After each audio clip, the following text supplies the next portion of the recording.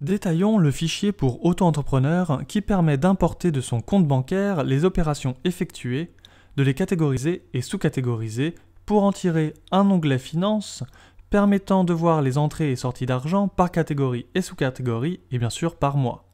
Ce fichier étant un exemple pour un moniteur d'auto-école, on a aussi la possibilité de suivre plus précisément les heures prestées, les kilomètres parcourus et l'essence consommée par jour. Tout cela se fait avec des formulaires Excel qui sont liés automatiquement à des tableaux spécifiques.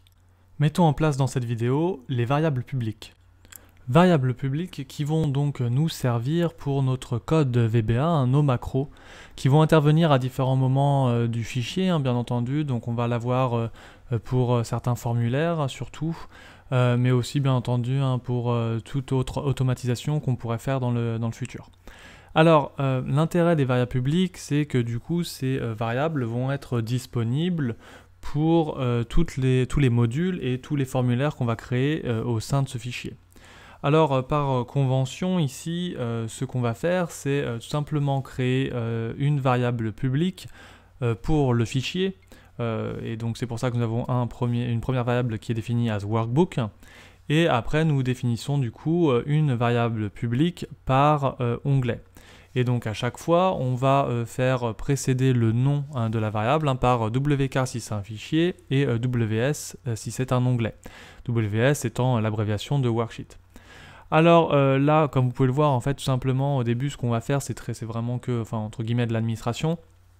C'est je liste ici toutes les variables, je mets bien entendu le type associé.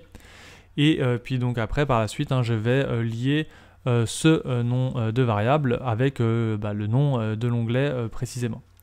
Et pour cela, je vais en fait d'abord créer une macro qui va s'appeler ici identifier variable publique. Alors c'est une macro que je vais donc pouvoir appeler avec la fonction call, CA2L, à n'importe quel endroit, dans n'importe quel de mes formulaires, de mes macros, etc., etc. Et en fait, cette macro ici va me permettre bien entendu de toujours définir le fichier comme le fichier actif, d'abord, et ensuite les onglets par leur nom, mais aussi bien entendu par le nom de l'onglet dans le fichier qui se trouve actif. Alors, pour faire cela, vous pouvez bien entendu remarquer ici à l'écran, pour le fichier, on fait donc set le nom de la variable wk fichier égale active workbook. Attention, workbook, c'est un fichier. Et pour les onglets, de la même manière, set le nom de la variable de l'onglet égale wk fichier, donc la variable du fichier qui définit bien le fichier actif, .worksheets, et entre parenthèses entre guillemets, et là on va du coup mettre entre guillemets les noms en fait en lettres des onglets. Alors bien entendu ici on peut le faire de différentes manières, on pourrait très bien identifier les onglets par leur position, sachant que dans ce cas-là l'onglet menu qui est tout à gauche serait l'onglet numéro 1, et puis après 2, 3, 4, etc., etc. Soit on le fait par nom. Alors je préfère par nom ici parce que c'est un peu plus exact et puis on va pouvoir changer l'ordre des onglets potentiellement, donc mieux vaut être prudent. Mais aussi l'avantage ici qu'on fait bien entendu avec les variables publiques, c'est quoi? C'est que si demain on change le nom, parce que ça peut arriver, et si on change le nom de l'onglet, on n'aura qu'un seul endroit à changer et ce sera répercuté sur l'ensemble de nos macros. La dernière chose ici qu'on va intégrer dans cette macro identifier variable publique, c'est en fait aussi bien entendu une identification des colonnes de l'onglet paramètres. Alors je m'explique ici, dans l'onglet paramètres, nous allons avoir des choix de menus déroulants, donc par exemple catégorie, sous-catégorie et type. Et je veux pouvoir ensuite, dans mes formulaires, avoir une gestion automatique en fait de ce choix, en fait, d'initialisation des choix de menus déroulants.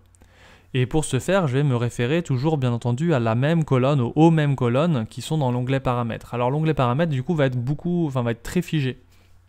C'est pas trop dérangeant si on prévoit correctement les choses, mais effectivement après ce sera un peu plus difficile de changer les choses sans avoir à repasser sur la variable publique ici, cette macro identifier variable publique.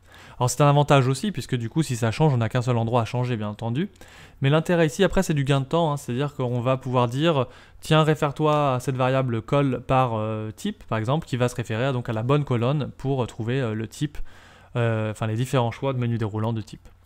Et donc tout ça, maintenant, une fois que c'est fait, on va pouvoir le réutiliser, l'intégrer dans nos formulaires, dans les vidéos suivantes.